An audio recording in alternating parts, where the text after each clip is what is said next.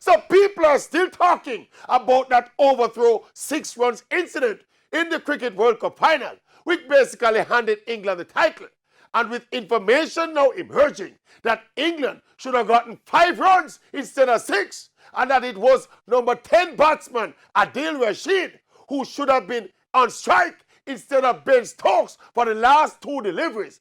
All of this is based on the relevant law, which states that for the second run to be awarded to England, when the throw hit Stokes' back and went for 4, that second run should have only counted if the batsman had crossed at the point of the release of the ball, with television replays showing clearly that the batsman did not cross at the point of release. So it should have been 5 runs instead of 6.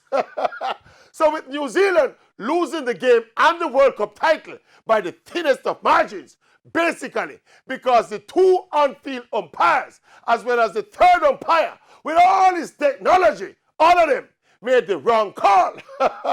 Now, first of all, I think the umpires in question should be suspended for at least 2 years. And then New Zealand should appeal to the Court of Arbitration for Sports, CAS, and seek at least a share of the World Cup title. They should even look back at the Ben Stokes dive and the way the ball struck the bat.